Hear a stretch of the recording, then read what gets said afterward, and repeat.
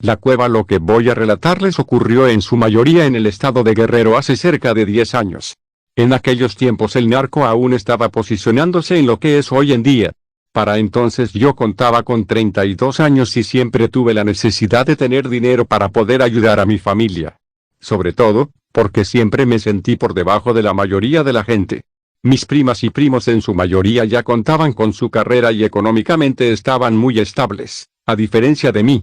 Mi papá era albañil y nunca nos pudo ofrecer una mejor vida. Siempre estábamos al día y no recuerdo ninguna vez en donde me haya dado la oportunidad de disfrutar lujos que tenían el resto de mis parientes. Ellos siempre nos vieron por debajo del hombro y nunca nos tomaron en cuenta, ni siquiera en reuniones familiares como Navidad o Año Nuevo. Así pasé mi infancia y adolescencia, alimentando en mis adentros rencor hacia la mayor parte de mi familia del lado de mi madre. Mi papá siempre se esforzó por darnos lo mejor que pudo, hasta el día en que cayó enfermo. Mi hermana y yo nos dedicamos al 100% de sus cuidados y en el aspecto económico debo decir que casi todo el dinero se iba en él. Esto ocurrió en el año de 1999 y casi toda la década del 2000 la pasamos endeudados y sin apoyo económico ni moral por parte de nuestros familiares. Más bien, alguno que otro vecino que se apiadaba de nosotros nos tendía la mano para no caer en la miseria. Fue gracias a estos buenos gestos y al corazón bondadoso de mi madre, que pudimos maquillar un poco nuestra situación deplorable a través de los años. Con el tiempo mi papá mejoró hasta que en el 2009 tuvo otra recaída. La enorme necesidad en la que vivíamos me orilló a buscar otras opciones de empleo para salir adelante y evitar que cayéramos más bajo. Me fui dando cuenta que mi situación era más difícil de lo que pensé. Mis padres ya tenían sus años, mi madre trabajaba en el aseo doméstico en varias casas, pero ni así podíamos con todos los gastos. Poco a poco decidí alejarme de mi manzana y explorar otros territorios. De esta forma conocí a un amigo al que, por razones de seguridad, llamaré Jaime. Él era un tipo de 23 años en aquel entonces. Todos lo ubicaban por ser uno de los narcomenudistas de la colonia. Era muy bueno en su trabajo y lo buscaban mucho para comprarle sustancias. Los sábados y domingos por la tarde se juntaban en un terreno baldío que colindaba por donde yo vivía. De ese lugar entraba y salía gente que iban para comprar su vicio. Me fue inevitable no acercarme a Jaime para saber acerca del negocio. Con el tiempo fui conociendo a más y más gente, al punto de que, al ver la demanda, me ofrecí para ayudarles con la venta. En un principio lo vi fácil, pues solo se trataba de comprar y vender. Era muy joven e ingenuo para darme cuenta del monstruo tan grande que había detrás. Ellos me usaban únicamente para vender pequeñas cantidades, cosa que iría cambiando con el tiempo. Jaime fue quien me enseñó todas las mañas del oficio. Con él aprendí a torturar, a clavar el cuchillo en el cuerpo para que la víctima falleciera lo más rápido posible, y también dónde apuntar para que la tortura fuera lenta. Todo esto por órdenes de arriba hacia personas que habían quedado mal con pagos o por algún tipo de venganza.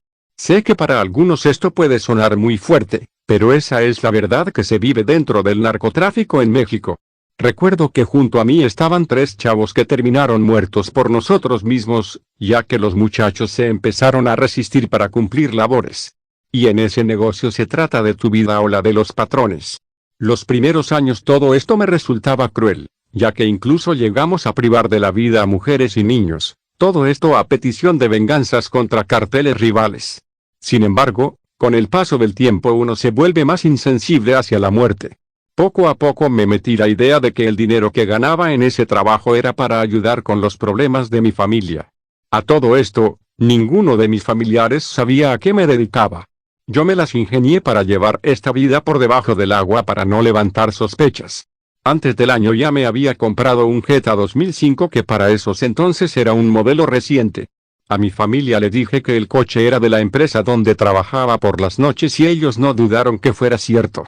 Con el paso del tiempo, mentir se me hizo normal y esa normalidad la llevé a mis actos delictivos. Participé en extorsiones, levantones como se dice y llegué al punto de no sentir ningún tipo de compasión por la gente que lastimé. En mi mente solo estaba la idea y la ambición de que el dinero era lo más importante. Tanta fue mi crueldad que incluso llegué a secuestrar a una de mis tías. Sabía muy bien que era de las de mejor posición económica en la familia. Ella era una persona de muy mal carácter y fue de las que más nos dio la espalda en nuestros momentos de necesidad. Sin embargo, nunca tuve la intención de terminar con su vida. Le sacamos una buena cantidad de dinero y se nos dio la orden de dejarla en libertad. Sé que no debo decirles la clase de torturas y abusos a las que la sometieron. Pero aclaro que yo no tuve participación en ese asunto. Para entonces yo ya estaba metido hasta el cuello en la organización y la única forma de salir de ahí, era muerto. La verdad es que en esos días yo no tenía intenciones de irme.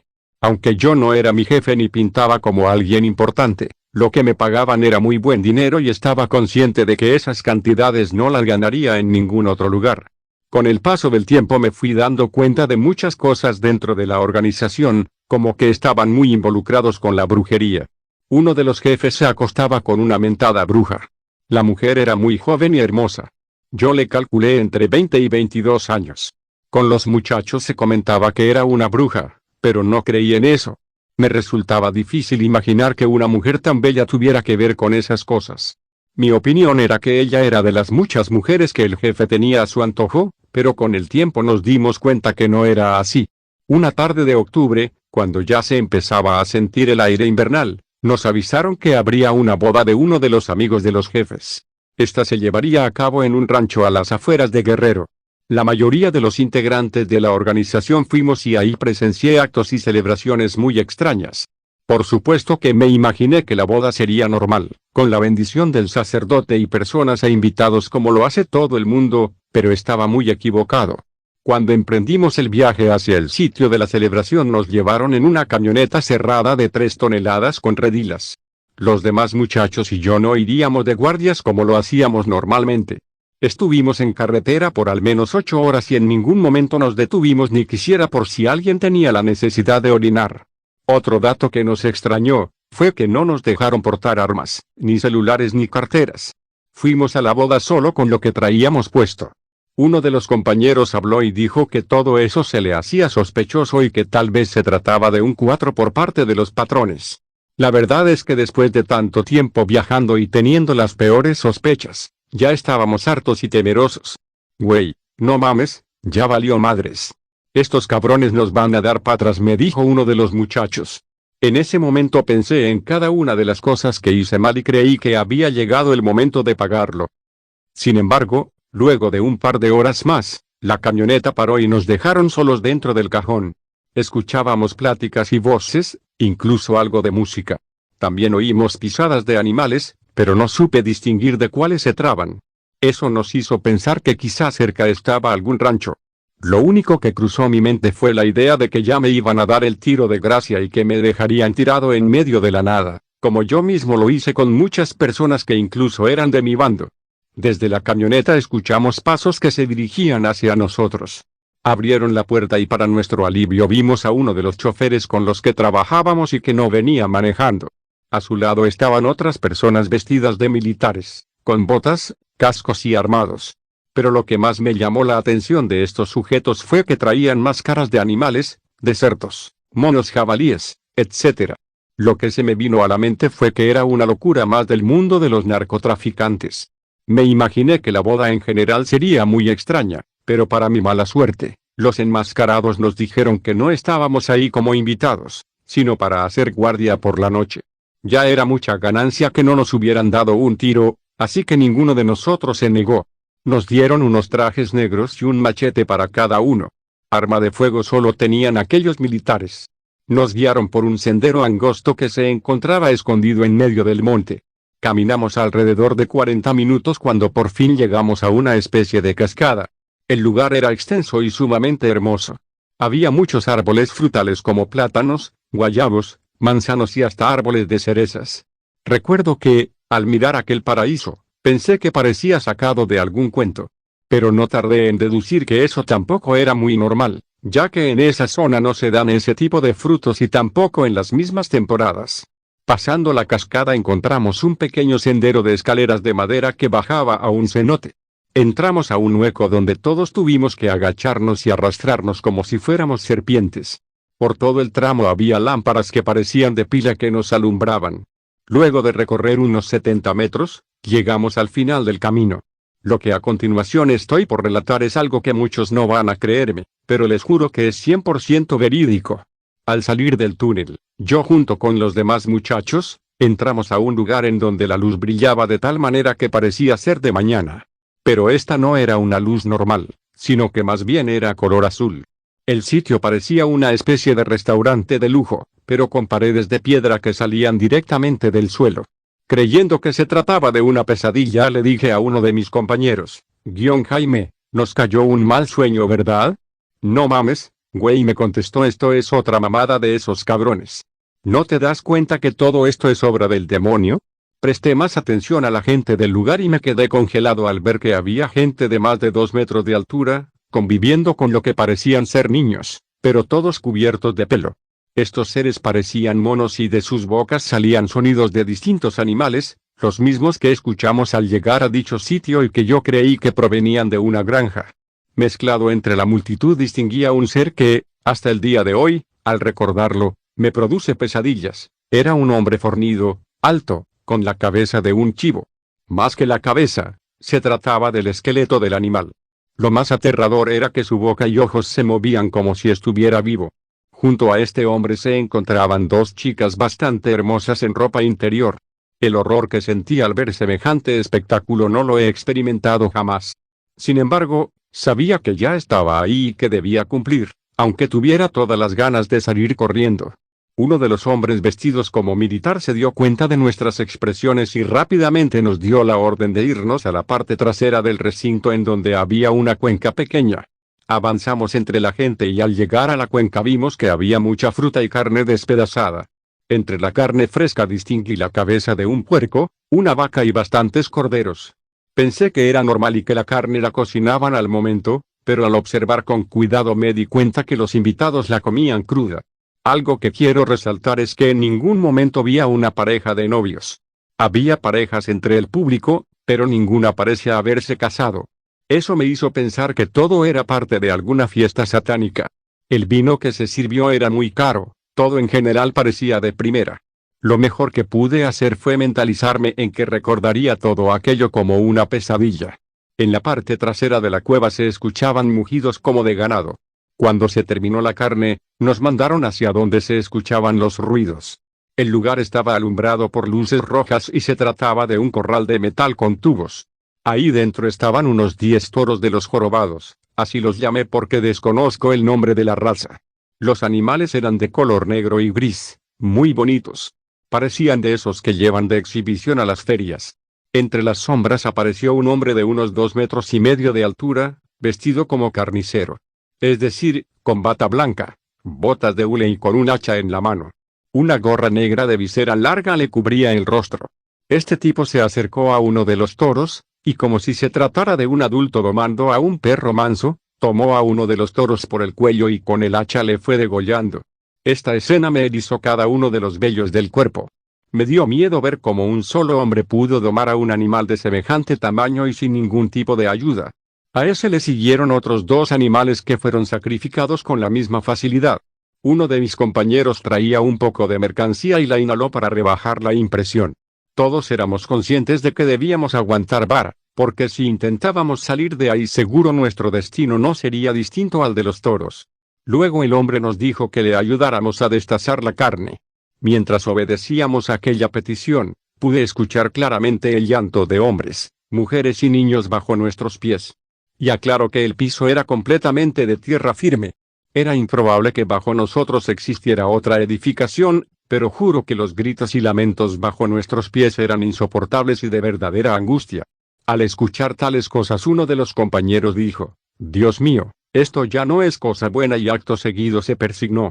Al hacer esto, el hombre de la gorra lo tomó del cuello y lo aventó con rabia hacia un costado. Luego dijo cosas en un idioma que no entendimos. Nosotros nos quedamos viendo unos a otros y le dije al compañero que aguantara y que se estuviera tranquilo. Toda esta escena me hizo pensar que incluso ya había muerto y estaba custodiando las puertas del mismo infierno. Seguimos cortando la carne disimulando el terror hasta que acabamos. Y aquel hombre tan alto y dominante, de la misma forma que llegó se fue. Unas mujeres llegaron con bandejas para poner ahí la carne. Las levantaron como si no pesaran nada y ellas mismas las subieron hacia la parte donde estaban los frutos. Luego de lo que acababa de ver aquello ya no me impresionó. Lo único que quería era irme de ahí lo más pronto posible. Al volver a donde estaba la multitud, nos dimos cuenta que ya no había nada ni nadie. Las bebidas, la carne, todo había desaparecido. La cueva estaba en silencio y lo único que se percibió fue un aire frío. Solo quedamos 3 de mis compañeros y yo. Comenzamos a gritar pidiendo ayuda, pero nadie nos respondió. Como pudimos intentamos buscar aquel túnel para irnos de regreso sin encontrarlo. Lo que sí vimos fue un sendero por el que pudimos caminar sin ir pecho a tierra.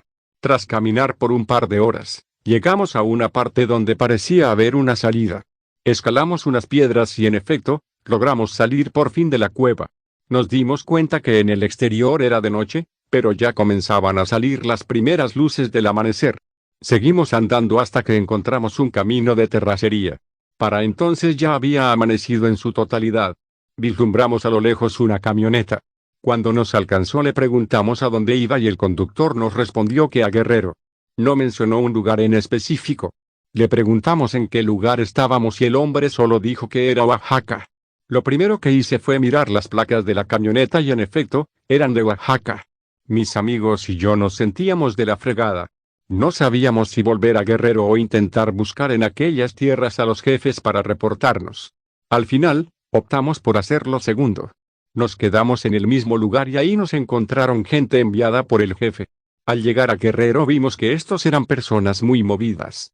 Ellos nos advirtieron que no habláramos de nada que vimos esa noche. Al parecer un ex compañero dio el pitazo a la policía y estos quisieron acabar con uno de los jefes. Incluso estaban involucrados del gobierno del estado de Oaxaca. Gente muy apegada a presidentes municipales que cooperan y protegen a la gente de los carteles delictivos, quienes en conjunto con personas apegadas al satanismo trabajan unos con otros. La ceremonia en la que estuvimos se celebró para reunir y terminar con algunas personas que eran familiares de la policía y que ya no eran útiles. Esto, en otras palabras, significa que su existencia ya resultaba un peligro para mantener todos sus secretos debajo del agua. Tan solo en una semana se llegaron a secuestrar entre 10 y 15 personas de las altas esferas. Y esto se lograba gracias a la cooperación de la policía que nos la ponían en bandeja de plata. También nos dijeron que en esa cueva se acostumbrara a hacer fiestas satánicas donde eran ofrecidos cuerpos y almas al demonio bajo las órdenes de los líderes de los cárteles más poderosos de México en complicidad con políticos, a cambio de protección y para mantener sano el negocio. Pensándolo más a fondo, no me extrañó porque dentro de la misma organización nos mandaban asesinar a nuestros compañeros con cualquier excusa.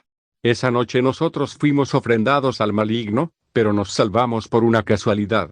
Platicando esto mucho después con nuestras familias, llegamos a la conclusión de que nos salvamos gracias al compañero que al estar cortando la carne mencionó el sagrado nombre de Dios. Aunque él, como nosotros, asesinó a muchas personas que secuestró y estafó, se acordó de Dios y su misericordia infinita que se apiadó de nosotros que bien merecíamos morir esa noche. Después de este suceso me puse a pensar en mis malas acciones y en que Dios es tan grande, que no se olvida de aquellos que incluso no tienen derecho a la piedad. Yo no me considero un buen hombre y sé que cometí errores y pecados que tarde o temprano pagaré en esta vida o en la siguiente. Y ahí veré frente a la justicia. Suscríbanse si te gustó, no olvides